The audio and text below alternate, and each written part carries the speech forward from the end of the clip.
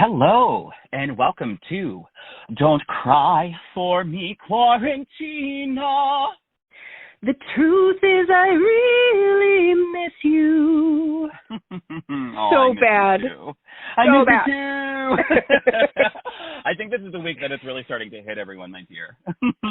I think you're right. Right. I've never been so starved for a hug in a long time, at least since my last therapist appointment. Am I right? honey, I'm not kidding you. I haven't been this starved since 2008. So starved for attention, that is. I can vouch for that. It's good to hear you. It's good to hear you too. So tell me how you've been. How has your week gone? What is new in the land of Jimmy? You know, I've been on a creative war path, actually. First, my week started out with me cleaning my room. I've been saving cleaning my room and organizing it for when I was really at that point of full disdain for the quarantine. It hit me on Monday. So I let myself be a little depressed on Monday, and then I cleaned my room. It took a little bit. And I feel really good about it. So since I organized that, for some reason, getting my room together, getting that whole place and space organized, it just cleared a lot of, I don't know, not just, room in my, bedroom, but room in my thoughts and feelings, you know what I mean, and creative space. It was weird. It was like ripping a Biore strip off of your face and all those blackheads just coming out as quick as possible. So satisfying. Yeah, it's seriously that satisfying. And then I talked to a good friend last night, which kind of gave me kind of like a jolt in the right direction, So I've just been thinking about shows and parties and plays and stuff and everything that I want to get on top of when this quarantine's over. So I feel pretty good about that, actually. Because, girl, how long have I been in, I wouldn't say the closet because, honey, I've been out for God knows how long. But I mean, I've been boxing my own self in, taking a sabbatical. So it's nice to see that after this quarantine's over, that there's a space to create that happy place for people. Yeah, that'll be good. Good. Yeah. How about you, babe?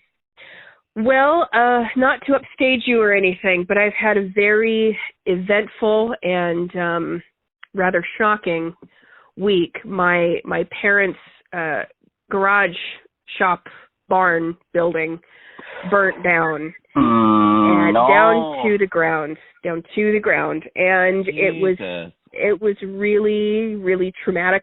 Tell you what, to see a picture of our old garage in flames at 7 a.m, because that's how you want to wake up during quarantine, is something else on fire. I'm so sorry. Oh, it's been awful, but the important thing is that nobody was hurt. My folks are fine. All of our animals on the ranch are okay as far as we can tell. There's one little barn cat missing, but we're hoping that she ran off and she'll come back when she's feeling safe. So, which one? Little Sarah, the little gray cobweb girl. Yeah. She was not very brave. I've had many a good memory in that barn. Yeah. Oh. Yeah, she's a sweet kitty. So hopefully she'll come back soon. I hope nobody's downplaying your family's pain and anguish during this hard time. A lot of people's first instinct is to point out the silver lining, which, believe me, is not lost on me. I would be utterly inconsolable if anything had happened to my family members or any of our animals. But the loss of a lot of irreplaceable family items, like chairs that my grandfather handmade, wool blankets that my grandmother hand wove, saddles and pottery that my parents made when they were first courting, photo albums. All of that kind of thing is gone. The worst thing, though, and I think this might speak a little bit to some of our geeky friends listeners out here. Yes, our geeky listeners. My father had a massive collection of X-Men original comic books. Oh, that's right. Marvel, Fantastic Four, just anyone you can think of. Apparently, Ataxia, the originals of the nubile young cave woman, those were in there. And young cave woman? Yes, and stop it. Are you shitting me? No, those were in there as well, and that was supposed to send me to college. So, I mean, obviously. Why, Kayleigh? Why? But I mean, it was a lot of really unfortunate and upsetting loss, but not as much as it could have been. But you know, sometimes you want to have that permission to be sad for a while without somebody being like, you know how much worse it could have been? Yeah, I know. Yeah. Carol, how much worse it could have been.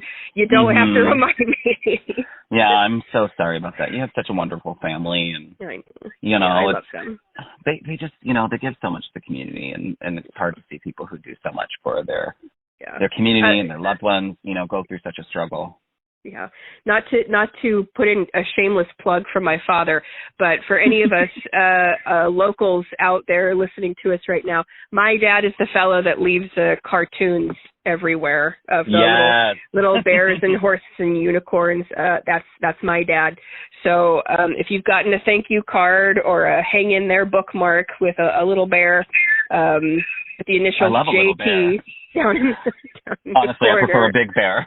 I love big bears. You are a big bear. but that's my dad. So if you could spare a thought for my folks and you know, send some good vibes, that would be wonderful. Yeah. In other news, I also learned that I remembered how to say thank you in Welsh. So there is a bright spot to my week. And I was on. How do you say thank you in Welsh? Ichida. Ichida. Yes. I remember learning it when I was on a train heading to Holyhead from London, and I was speaking with this lovely little Welsh girl on break from uni, and I told her that my dad loved to know how to say thank you in every possible language, so I asked her if she could pronounce it for me, and she did. And it was later when I was reading a comic book and saw the phrase written down where I'm like, hey, I know how to say that, and I kind of delighted myself a little bit, so that was nice. You know, I can say yes, Daddy, in 4 different languages. I believe so. Si, papi. We're all very impressed. I'll spare my bedroom talk. Well, that's great. I love that. Yeah, it made me happy for a bit. So, Jimmy, we have a couple of interesting things that we're chatting about today.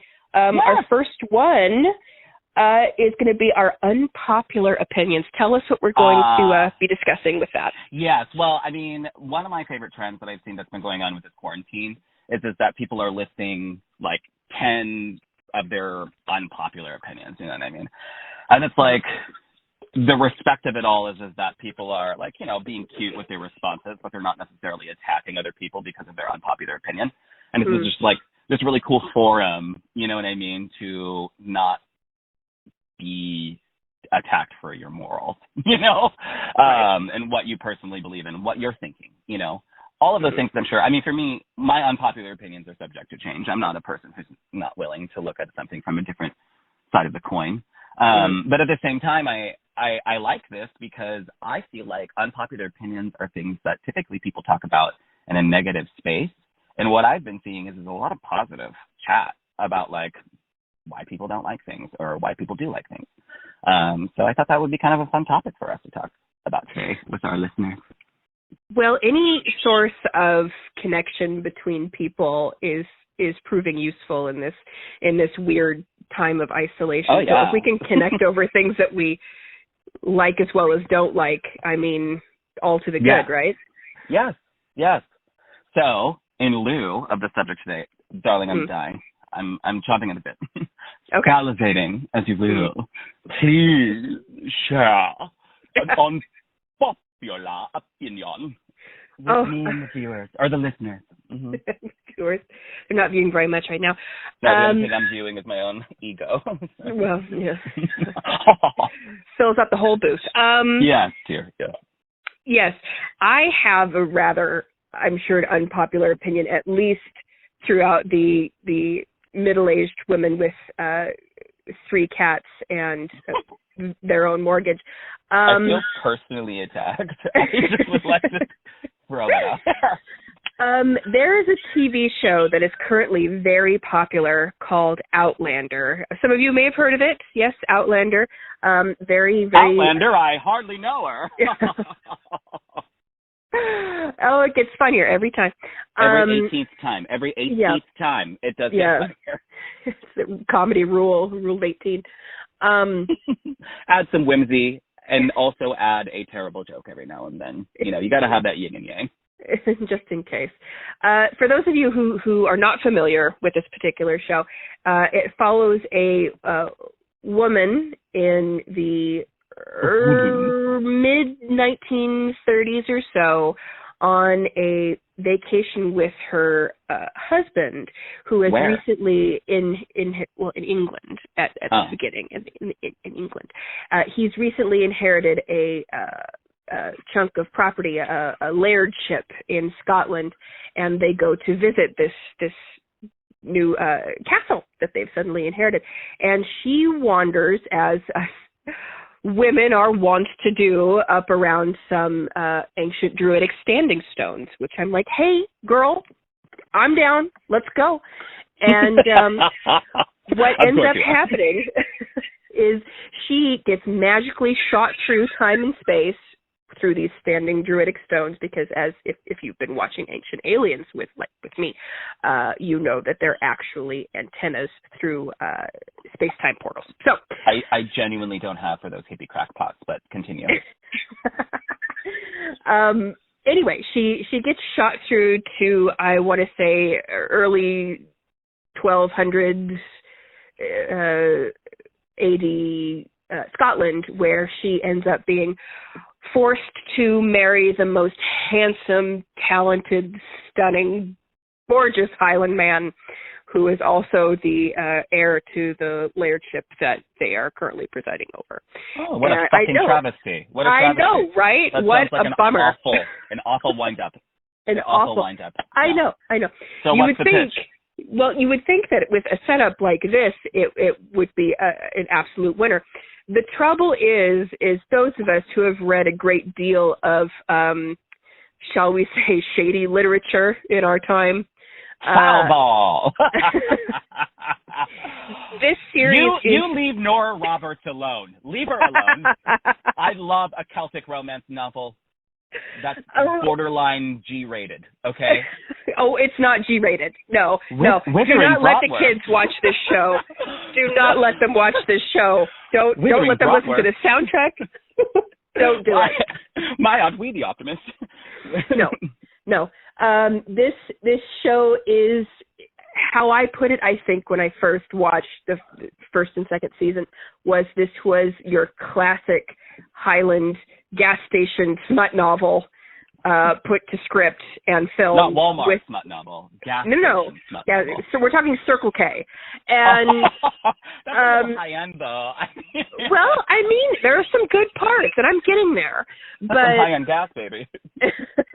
But it's every plot point where you just see that somebody had a bourbon fueled fantasy over these characters and just threw it at a screenplay and called it good. I just don't know why you're attacking me so much today. I don't get it. I don't understand. I've never seen this show, by the way. Just so everyone knows. I have no fucking idea what it's about. No, and I'm sure I'm going to get some strongly worded emails from diehard fans, which I fully anticipate. You guys, I'm ready for it.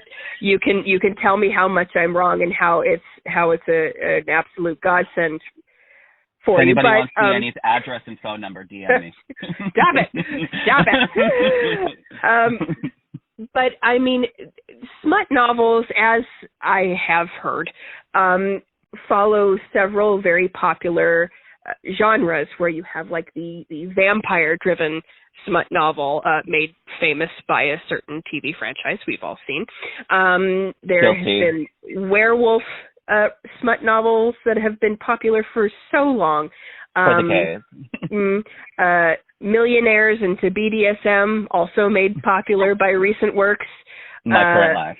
And cowboys, old Western films where, women were subjugated to various things in order to survive. That's very popular, right? And then these Highland warrior smut novels where the heroine is forced into some kind of marriage with a very grand very grand Bridget, lord. I love you, Bridget. Hey, I don't care if your parents can afford the gallery. It's just that, but for 3 hours. Be my farm girl for the rest of your life. Yeah, essentially. And also, essentially. Milk my bowl. Sorry. Oh boy, I see none of this is lost on you. Anyway, so this kind of literature really follows these popular genres as time goes on, and I feel that Outlander really just smacks right on top of one of the pillars of smut novel genre classification. And sure, I mean, I'll sit up a lemonade stand in front and dare you to change my mind. You can't do it. Has it been nominated for awards or anything? I'm sure it has. I mean, it's very well done, and the actors are great. And let me tell you, that this he's is borderline so hot. Of Twilight. If Twilight was to be nominated for an Academy Award, that's how angry the world really should be about the content of this show. Well, the trouble and why I'm considering this an unpopular opinion is because there are several parts that are very well done. I mean, the actors are very experienced and a pleasure to watch. And, some of the dialogue is good. Did you choose something that I can't have an opinion on just so I wouldn't talk about it? Yes, kind of. I know you so well. Well, lovely. But I mean, the general point that I'm driving at here is that while Outlander is a lovely piece of work, you cannot convince me otherwise that it is not just another churning of a popular smut novel put to a script and made into that's what the majority of most movies and television are now, though. It's just like it's if you do it right. You know what I mean? If you make it intriguing, well, that's the thing, fresh, though. That's the thing. This is so very much exactly like every Highlander romance novel ever. There's nothing different about the context or like the plot or theme. No, there's always some horrifying, gut-wrenching moment, and somebody somewhere has to die, and it has all of these bullet points that you have if you're analyzing romance literature, like I know all of you are out there. Yeah, that's just me. But I honestly am still trying to read through my personal 50 Shades of Gay. So like I can't really read anything else that's trashy or smut except for my own blog. So that makes sense. Different kind of narcissism, but but still fully armed. In any case,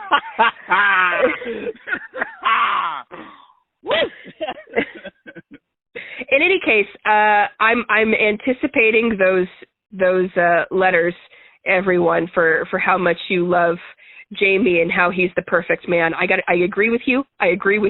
He's just not a realistic man. You know what I mean?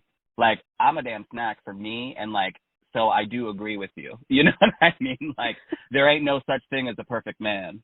Although I will say that I feel personally attacked. Oh, well. That's what, the fourth quip you've got at my gay ass today? Well, I guess maybe. There's no such thing as a real man. What, because I tuck my penis in between my asshole and put on a dress, I can't be a real... I'm just being funny. I know what you mean. Gay best friends don't count.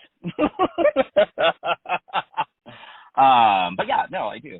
There's no such thing as the most gorgeous man with the most money and the most land, and there's nothing wrong with him. It's like the opposite of what women's magazines, where they Photoshop women who are already impossibly beautiful into this incredibly unrealistic portrait, like that one Photoshop fail where Kate Moss just didn't have knees. Do you remember that one? And where like the torso they photoshopped hers into would not have held one internal organ, let alone all of her own. So it's kind of like that, but on the other side where these smut novel authors write this character that is so impossibly perfect and flawless, where if you lead with the expectation that you're going to meet somebody who matches all of these qualities, you're setting yourself up for disappointment, because you need to understand that we're all just people. We're not these idealized characters that we might fantasize about.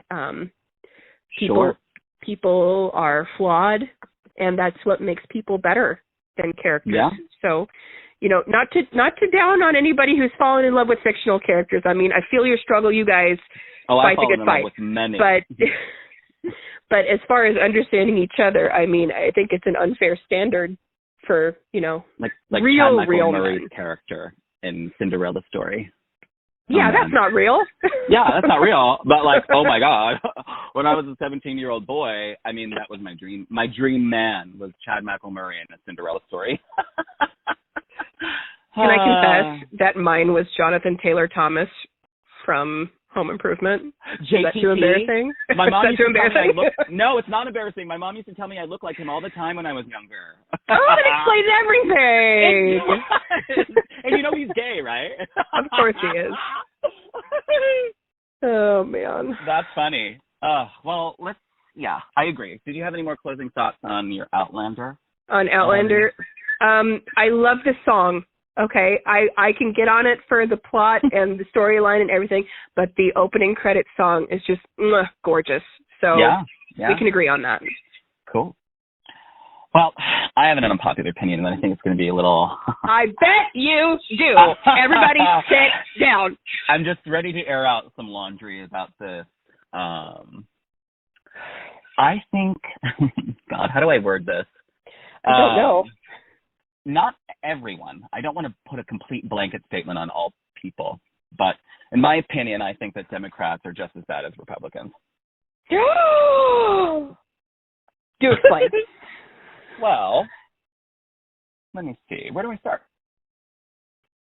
Well, bear in mind that I'm going to go with what my own experience is. I'm going to go with what my own experience is, okay? Okay. I try to make myself as much as an informed voter as I possibly can with the resources that I have.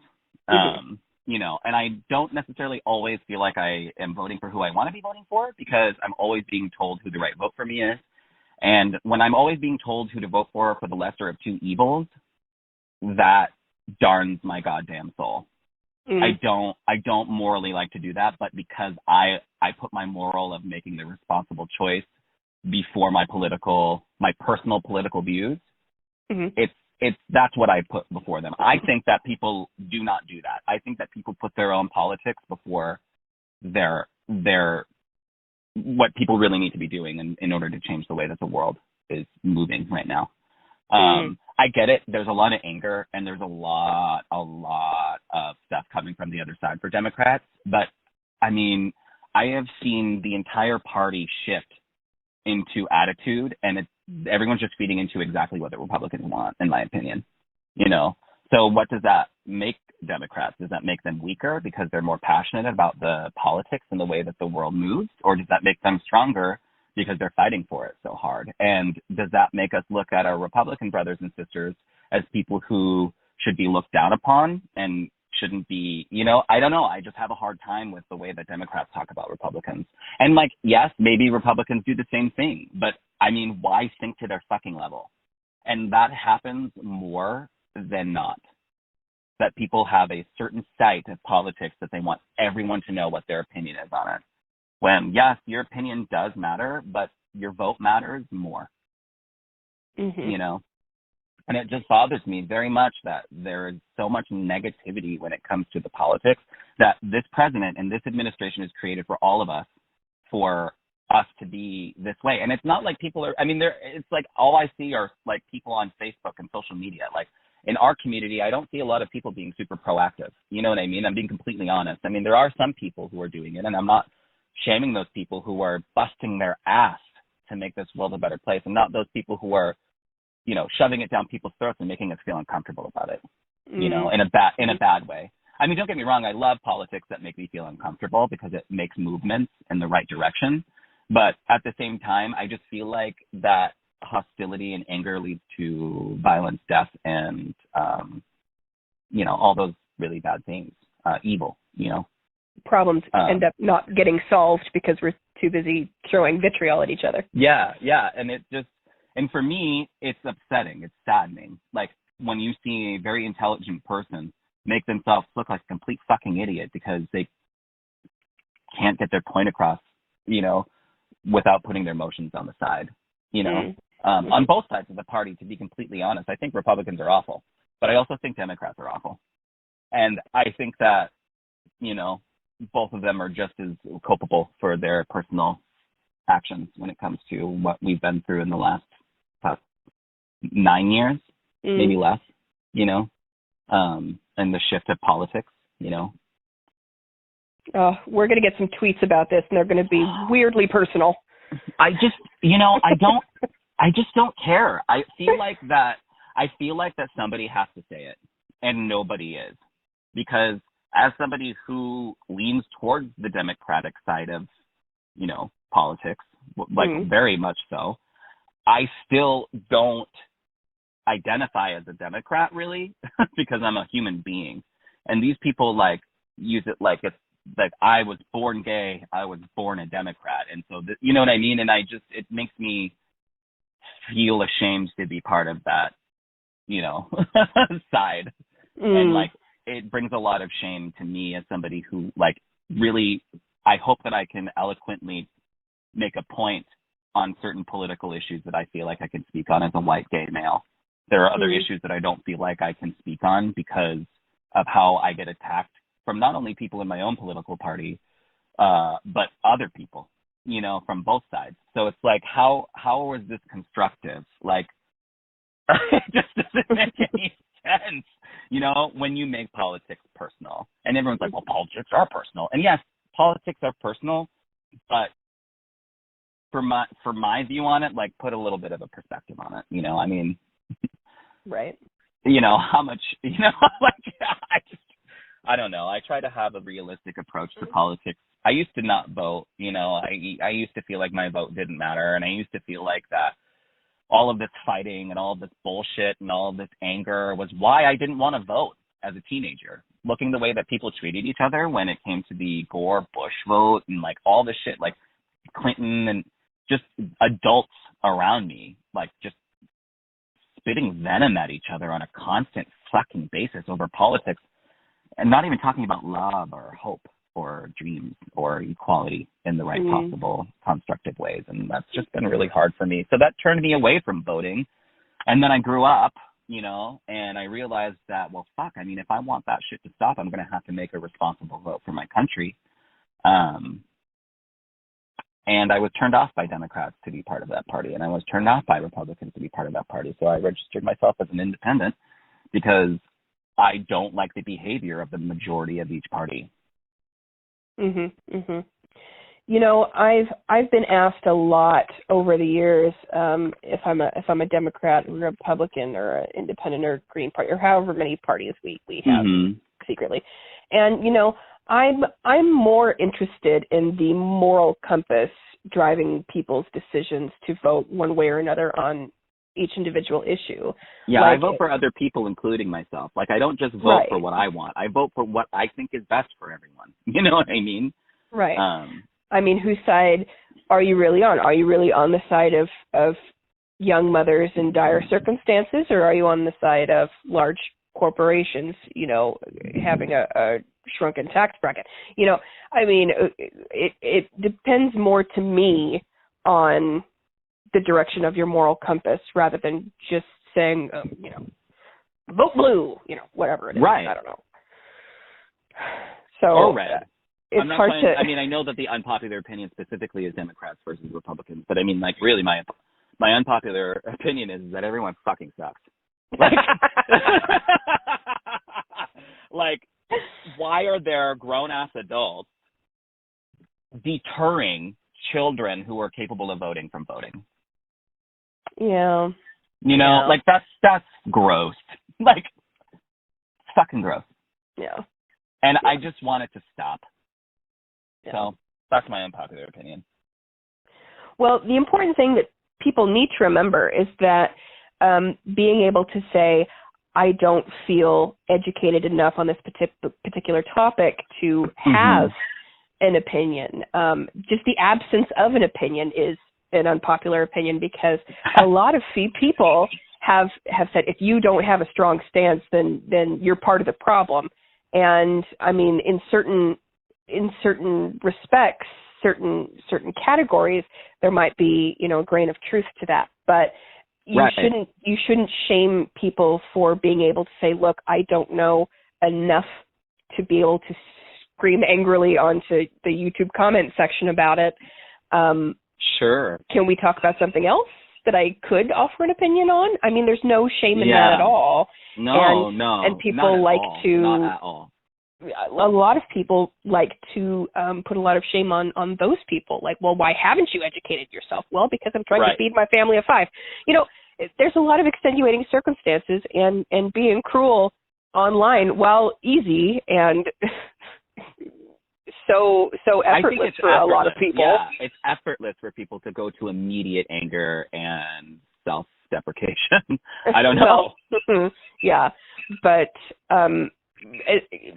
people, you got to understand that it's okay if somebody doesn't know enough to speak to something. And the people who know the least often seem to have the loudest voices. So yeah. I see the shift in that, though. Like, a lot of people that I've asked if they've voted, they said no. And most of those people are mostly quiet, like, in my experience. But maybe back in the day when I was in high school, or, like, you know, the first semester of college before I dropped out, you know, I just don't, I don't know. I just hate it. It made me hate politics and want to be a total anarchist, and so I made a few, you know, cool choices as like, you know, a teenager, young 20-year-old finding myself and figuring out what I want to do. But and thank God it was during the Obama administration. You know, I don't know. I exercised my right to not vote, and now I'm exercising my right to vote, and I still feel the same about both of it. Like, I mean, it's just all total shite, you know, but I take it seriously because I take my country seriously. And I am patriotic. I hate being shamed for being patriotic. Like, I have these pair of American pants that I like to wear, like American flag pants that I like to wear, you know. Like I'm a Hulk proud, Hogan? gay-ass drag queen American. Yeah, brother.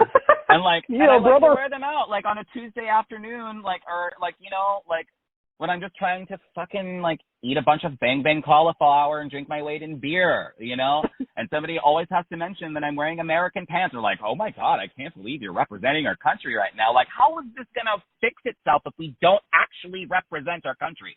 Like, well, we're just gonna move to Canada. Like, fuck you, fucking, God damn it. I hate when people give up like that. I hate when that shit happens. You know, like, let's run away from the problem instead of being somebody who's trying to proactively fix it. Take your American pants off. No, you put some fucking American pants on. Shut up. Here. You know? Put your pants on, just in general. Put your damn pants on. This is America. Well, I haven't been great at politics since my senior year of high school, where I ran for state vice president for Future Business Leaders of America, because that sounds like something I would do. I tried to use a professional metaphor, and it sailed over my classmates' heads. It parted their hair. It went over their heads so close, and I just ended up getting made fun of forever for trying to use. It almost perfectly wafted their hair, like our commander-in-chief. Nobody understood what I was saying, and it was then I decided, well, I'm probably not meant for politics. I better go back to theater where I belong. I'm just going to go back to quafting hair a different way. Yeah, that's pretty much it. Well, so that's how we feel, folks. Woohoo for unpopular. Yeah. Yes, unpopular. It's Scotty. Unpopular. See how off key I can get, even make it a little more unpopular. Hi, I'm Jimmy and I'm gay. Anyway. So, I think we've covered our thoughts and feelings on our unpopular opinions, wouldn't you say? Yes. Yeah. I think we popularly unpopulared it. I don't know. You want to reassess the structure of that sentence? No, I just want to move on. Okay. Fair enough. The next bit that we're going to be chatting about, you guys, is anxiety, and that sounds like a pretty big blanket statement. That's a pretty big umbrella that we all stand under, is anxiety right now, especially.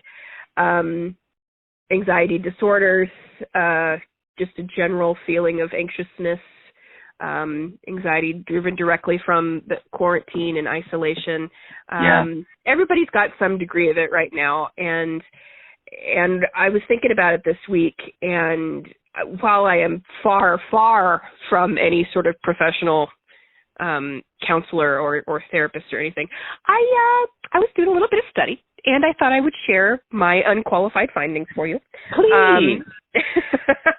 There is a particular exercise that I read about that a couple of real therapists and counselors utilize for patients who have panic attacks in their anxiety disorders, and it's meant to ground your thoughts, because when you have a panic attack, and I only can speak to this because I've had a couple in my time, but your thoughts become so disorganized that your anxiety level rises so high and your adrenaline is going crazy and your heart's beating wildly and you're so confused and panicky. It's a bad time. It's a bad time, you guys.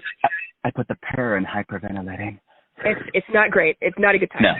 So there's a little exercise that I was looking at, and I thought Jimmy and I would try it just to demonstrate how it works. If it's something, it's something that sounds good, so maybe we'll try it. So for grounding, the point of a grounding exercise is to make you stop and really center on where you are in real life. I'm in my bedroom and I'm sitting on the floor. I'm in my kitchen and I'm standing at the counter, just to sort of draw your focus away from the thing that set off your panic attack and reminding you that you are a person and that you are okay, which is... I feel like this is a scene from I Heart Huckabees.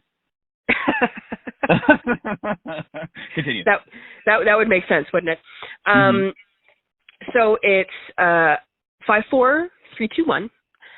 Where the first thing that you do is you name 5 things that you can see. So, Jimmy, what are 5 things you can see right now? 5 things that I can see right now. Okay, I can see a birch tree. I can see a white stallion horse. I can see 2 little bunnies playing in a field. Oh. I can see some grass coming in over there on that pasture. And I can see the mountains. See the mountains. So what was the first thing you described? A birch tree? Yep. Birch tree. And what's it doing? It's currently kind of giving me a little dance in the breeze. Breezy a little bit? It's a breezy. It's just kind of, it's rooted.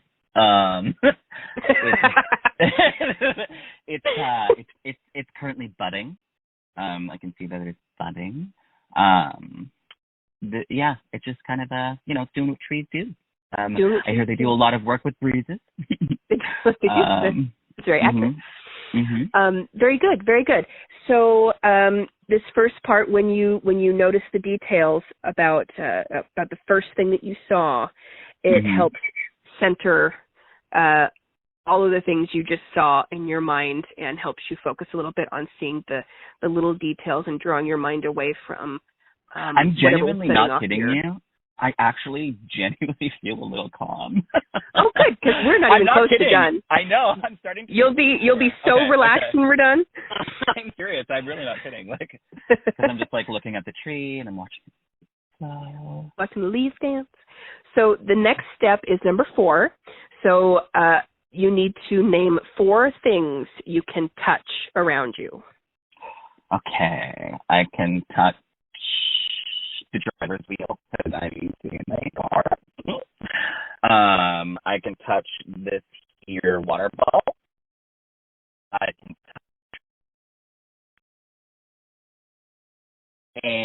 can touch my nose. Nose. So the first thing you described was the steering wheel, yes? Yeah. What is the texture of your steering wheel? It's leather, so it has a smooth, sort of, I don't know, just smooth, Is it pliable? Like, can you give it a squeeze, or is it? When I give it a squeeze, like it gives you a little bounce, like when you squeeze the wheel, you can kind of feel the leather and whatever is surrounding it, kind of, whoosh. Not too much. You have to squeeze really hard and then like kind of expand in your hand. Very good. Excellent. So describing the texture of the first thing that you can feel, again, pulls in the fact that you are able to touch and feel things tactily with your it's like what your a hand. whale would feel like. I feel like a whale would feel like this. Like a whale? leathery. Yeah. Or like a black mother dildo. Like this is what it would feel like. Great. All those details very useful and grounding. Currently giving my wheel massage. I don't know why. Massaging the wheel. Whatever gets you relaxed. Okay, so the next one is number 3, and 3 things, of course, that you can hear. Now, Jimmy and I are both in quiet rooms in order to record this for you. So we're going to take a second, and Jimmy's going to see what all he can hear. So 3 things you can hear. Birds chirping. Mm-hmm. The breeze. Mm-hmm. And then I can kind of hear the grass or like the brush, rubbing up against each other in the breeze. So what is the best version of bird song that you can do? I know you have this in your repertoire. Yeah. My best version of bird song? Yes. Squaw! Squaw!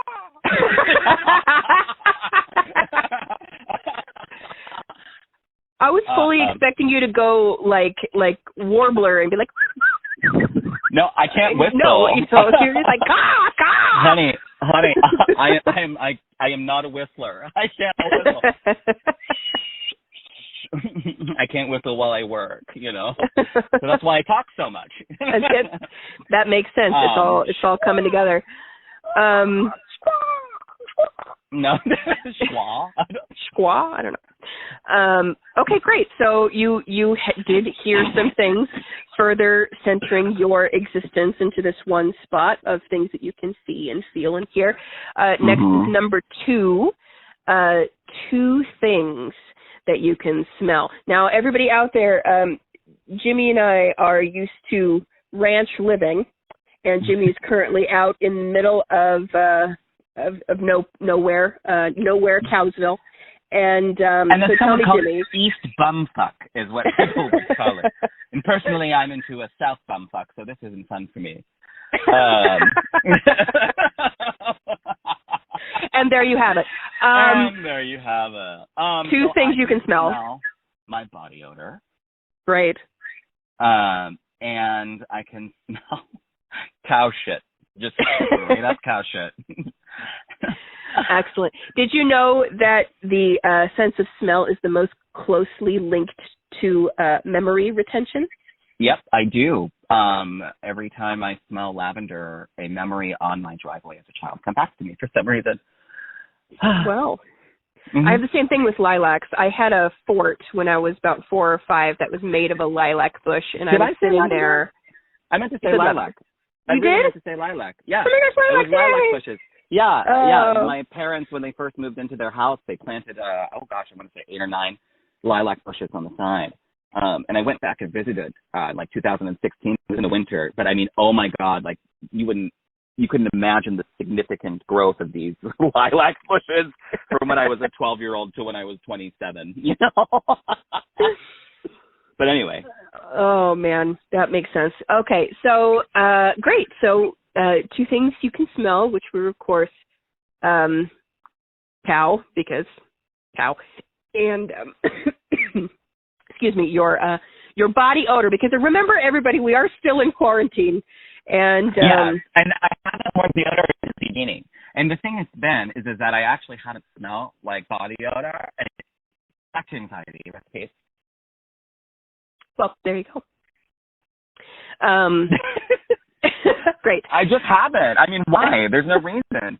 And I haven't smelled like body odor that much until, you know. It's not like I have a job interview or anything. Yeah. The same sweatpants I've been wearing since March 17th, baby. Oh, those poor sweatpants.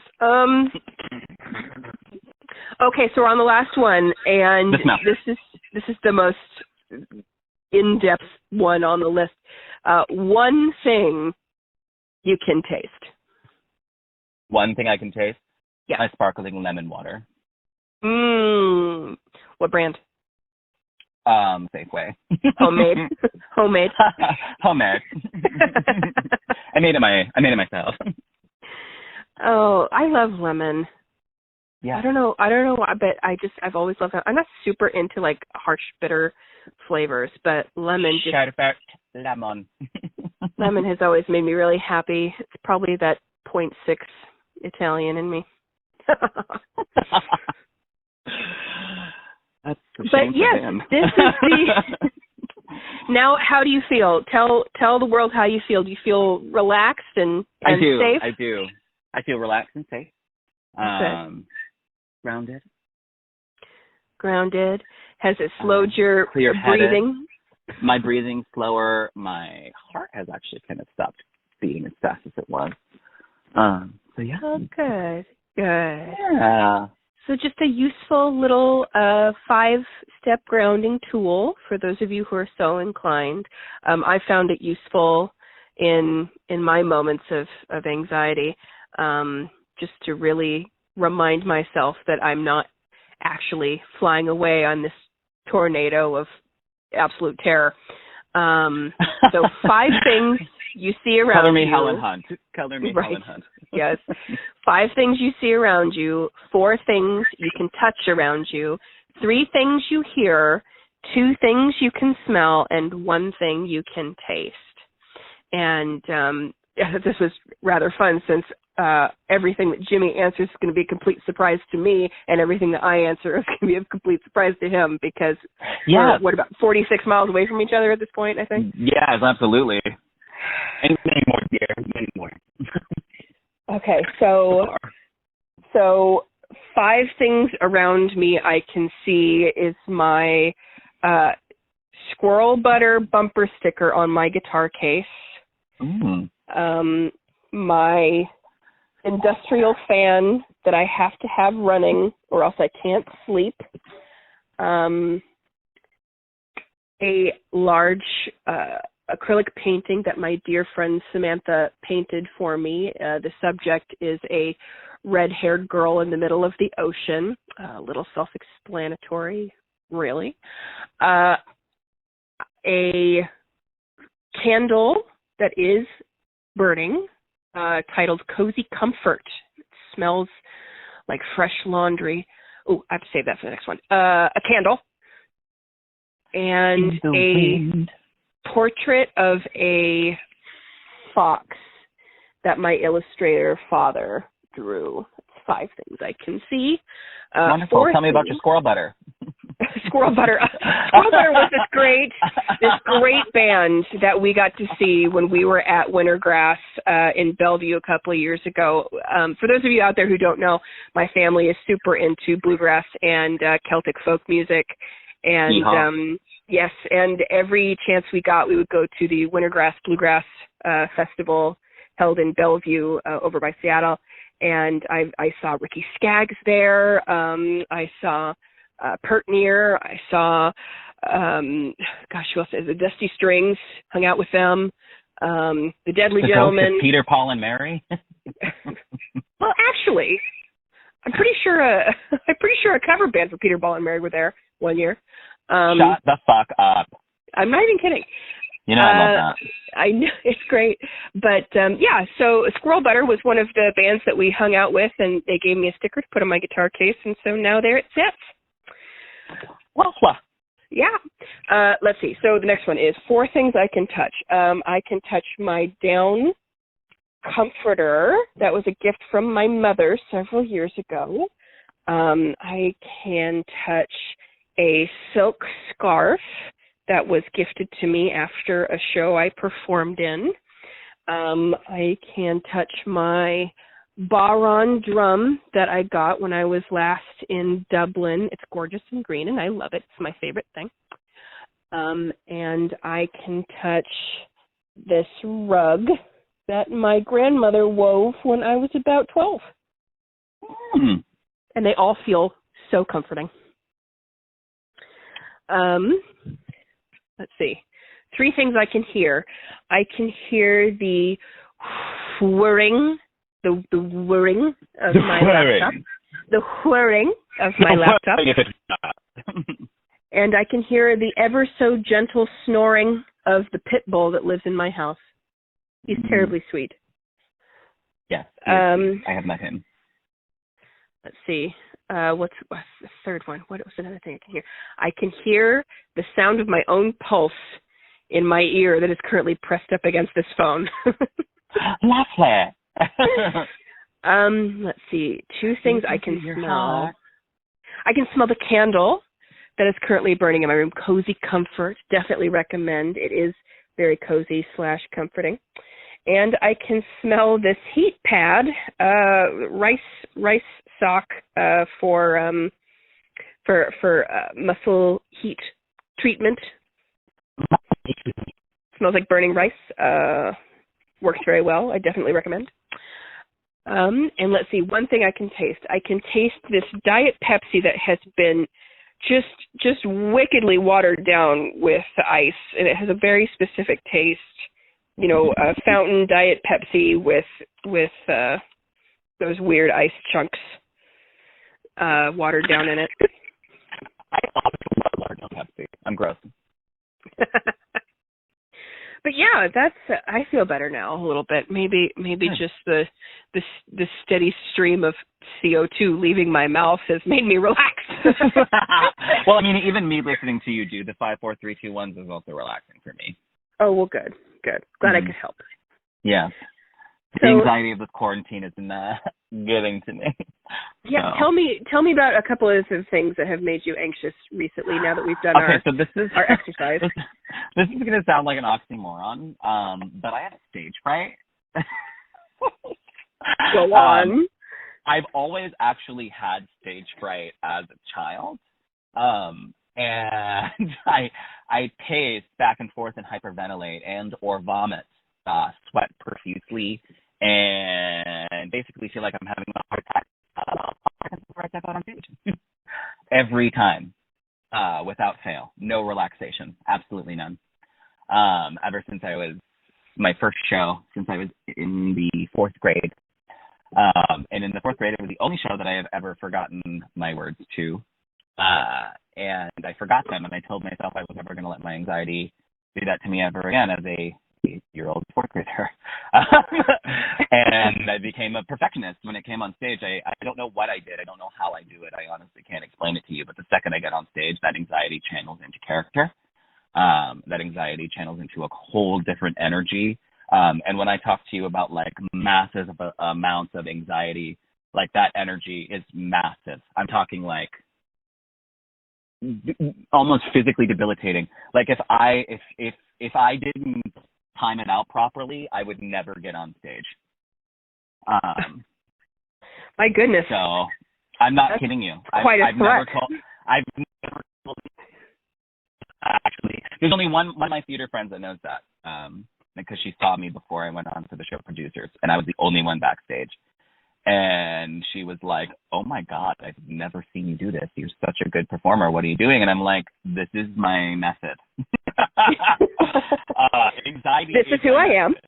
Yeah. So my anxiety channels into that, and I do, and that's my healthy way of dealing with my anxiety. Is by like making the performance that much better. Imagine if I had to do something that pertained to heights while I was in character, what that character would be like. Oh wait, I did. Do you remember that? Yes, you did. And it made the character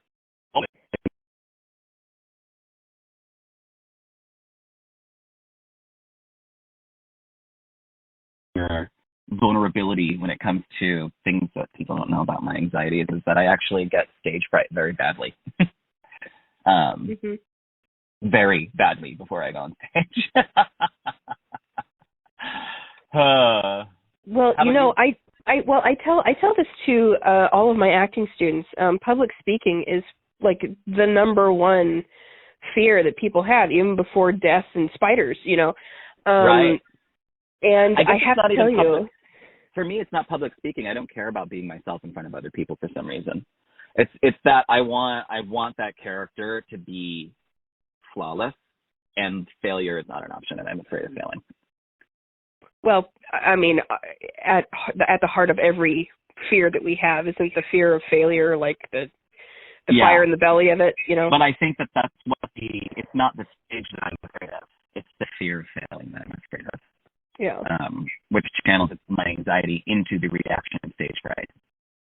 You know? Right. Okay. Well, I have to tell you, the fear of heights runs in my family. My aunt has a crippling phobia of heights, which was odd because she ended up working on radio towers. We're a conflicting bunch, my family. So she would work on these radio towers, and then my dad, who also worked alongside her, would have to hang on to her so she wouldn't be upset as they were coming down from the radio tower. But I had the same thing. I was on a ropes course when I was a teenage student counselor, and I was supposed to walk across this catwalk made of telephone poles, and I got about halfway up the first telephone pole when I was struck by a paralyzing fear, and I ended up... The same exact thing happened to me in high school. I ended up koala bearing onto this telephone pole and refusing to let go for a good 2 hours. And somebody had to come up and get me because I couldn't move. You didn't make it? You didn't make it? No, they came up and they got their hand around my waist, and I think it was just at that contact where I'm like, you know what? No, I'm fine. I can do this. It's fine. Don't you worry about it. Go away. And I ended up climbing up all the way to the top and managing it. So it was, but let me tell you, I got some dirty looks from my team. It was my freshman year in high school, and I was terrified of heights. New kid from Boston, and like I got stuck on the pole for an hour, and then I got up there, and the whole class cheered for me, and I cried in front of everyone for the first time in my life. It was pretty poetic. Oh, I think man. about that though in my personal struggles though. Like whenever I'm really going through anxiety, I think about managing that anxiety and how I succeeded in not completely shitting my pants in front of 23 of my peers. Everyone we know. Well, the thing is, I would rather get up and on stage in front of 30,000 people and do a scene than climb a little too high on a ladder. So I've been sort of forcing myself to do that. I'll go up on the catwalk at the theater to help take down scenery and that kind of thing, and I've been slowly inoculating myself to that fear. One step stool at a time, you guys. One step stool at a time. We are soul twins. I'm telling you. That literal same story happened to me, boo. Like I was like, I was going to tell you this story today during this segment. I'm like freaking out that the same exact thing happened to you. Sorry, I told it first. You did. And I'm telling you, like, I was like paralyzed, you know what I mean? And so like to get me through, I legitimately sang the song I've Got a Lovely Bunch of Coconuts. And that is so easy to believe. And then the rest of the class started to sing, got a lovely bunch of coconuts. There they are, standing in a row. Yep. Anyway, so like I was singing that in total fear, and the rest of the class, and they weren't making fun of me. They were genuinely like, and I was the new kid from Boston, like gay as fucking hell, you know, accent, you know, shitty kid in the middle of fucking Milton Freewater, you know what I mean?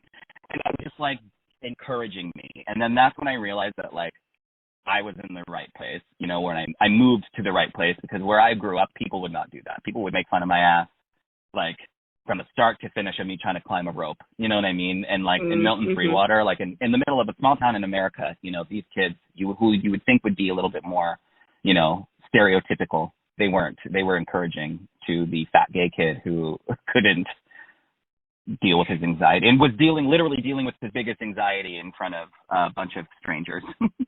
You see, everyone, your gentle words of support to that scared little gay kid could have a huge impact, and someday there could be a podcast.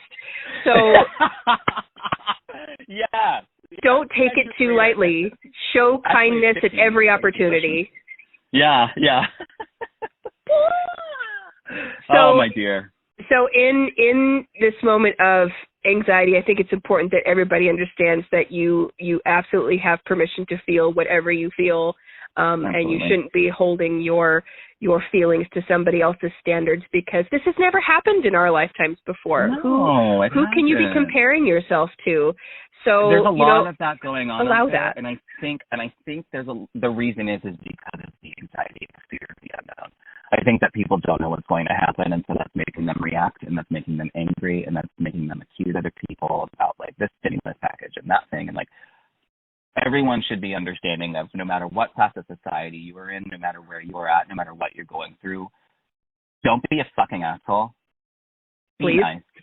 Yeah, be nice. Relate to people. If somebody's struggle is something that you've already been through in your life, and you're like, well, I got through that, and it was a piece of cake for me, it may not be a piece of cake for that person. That could be the biggest deal to that person. And for you to minimalize that for somebody is inhumane. Yeah. Take every opportunity to be kind.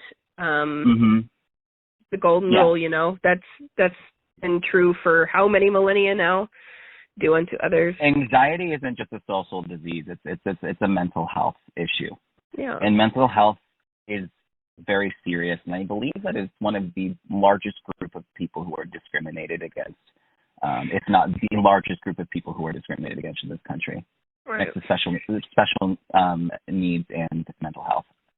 And you don't know somebody else's journey. I mean, I am fairly familiar with Jimmy's journey because he can't help but dump it all in word vomit on my head. But, you know, you might not know. Better you than anyone else. Well, apparently so. But you don't know what that grocery store clerk has had to go through today. You don't know what your postman might have argued about with his, you know, spouse earlier that morning. You just don't know what people's journeys are. And so the best thing we can do is to just be kind, just in case, you know? Yeah. I mean, I guess that it's easy to jump to negativity because it is, you know, anxiety is a fight or flight mentality. And either people run away from it or they become an asshole. You know, maybe that's not the right verbiage, but I mean, I know I become an asshole when my anxiety gets the best of me. And I don't want that to be what I'm doing. I want to be a better person and not let my anxiety, because it comes to a point where if you do let your anxiety take over you and it's starting to affect the people you are around, that's when it becomes your responsibility. You know, that's when it becomes your responsibility to take care of it, and not necessarily rely on anyone else but yourself to, you know, help yourself get through that anxiety, you know? People are happy to help. Don't be afraid to ask. Yes. 100%. Yeah. I agree. There's always going to be somebody who will help, and the worst thing you can do is nothing if that help is needed. So I can't stress this enough. I've asked for help when I needed it. You were probably there. I finally started getting some therapy 2 years ago after a really significant breakup, and not a lot of people know that. I don't even know if my family knows that. But I started to go to therapy because I had a friend, a really good friend, notice that I was really dealing with some very serious stuff. And he was like, Jimmy, here's the number of my therapist. So, and I was like, I can't. I don't want to, And it was out of fear. I was being stubborn. I was being an asshole about it. But then I looked at that phone number for like a week. And I was like, fuck. It's time. It's time to approach this with an open mind and open heart. And not let my anxiety get the best of me, Because that is my anxiety getting the best of me and me not going to a therapist, And that's what I realized. It was something that snapped me into it. It's like, I'm literally letting my mental health get the best of me to avoid sometimes, that, Jimmy, you need a professional to go up there and sort through the files and and do some checkbook balancing in your whole noggin. Exactly. So don't be ashamed of that. That's good. Not do it alone. So on that note, I think we should move to our movie book of answers today. Yay, my favorite part. Yay! So for those of you who were with us for our last episode, the movie book of answers is this wonderful book that was gifted to me by my grandmother. And what you do is you think of something significant and you allow the pages to open almost as if by magic, as if the book was choosing for you something you need to keep in mind. So I'm balancing on the spine right now, and you got to shake. Whether it be no one. shake gently. There we go. Here we go. Oh, this is lovely. This quote was said by Holly Golightly from the wonderful Breakfast at Tiffany's. Find a real life thing that makes you feel like Tiffany's. Fucking A. So what I take from that is to find those tiny moments of pleasure, of joy, even if it's something as small as getting the wrapper off your piece of candy with one tug, or if it's sliding your feet into your slippers and enjoying the feeling of them soft and fluffy on your toes. Just the little things that make a day seem like it's not quite so long, and sure. there is something to enjoy in those tiny moments. What do you think? Can you read the quote to me one more time? Well, now that I've shut the movie book. No. Here we go. Here it is. I found it. Find a real life thing that makes you feel like Tiffany's. Yes. So basically, what I think is what, in context to this quarantine, is that you have to find something that is going to drive you when you get out of this quarantine. Like, what's going to make you get back on your feet? Like for me, I'm going to do a bunch of shows, and I'm going to do, a stand-up comedy show. Me and you are going to get together and do some music. You know what I mean? Like, these are things that I'm looking forward to, things that make me feel, like when I'm performing and when I'm, on stage, there is nobody who can I feel like I'm on fucking fire, There's nothing that anybody can do to not make me feel like Tiffany's when I'm doing what I passionately love.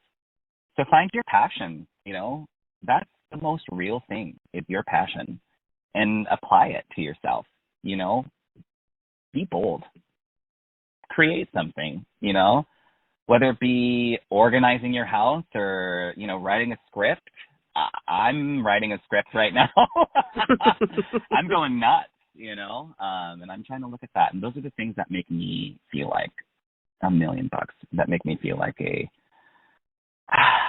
pear-cut diamond ring from Tiffany in a little blue box. Honey. I'm emerald cut all the way. Love it. Pear-cut. Love it. Pear-cut. Or square shape. I do Square like shape a good is good. square. Pear is just a little more dainty. Has a little. Whereas emerald cut is very strong with hard lines. Yes, square cut or pear shape. These rocks won't lose their shape.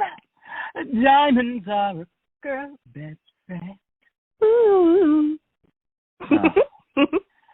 Well, we love you guys. Thanks for listening. Thanks for joining us today as we talk through some of our anxieties and unpopular opinions, something I think all of us have currently. 100. I feel like that's why we wanted to talk to you guys about it today, was because we know that it's really hitting everyone this week, I feel. And so that's where we were kind of hoping to relate with you guys. Word of the quarantine. Yep.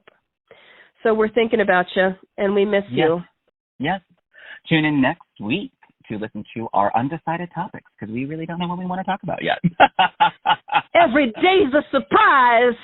Oh, just like the inside of a Cracker Jack box. Hey,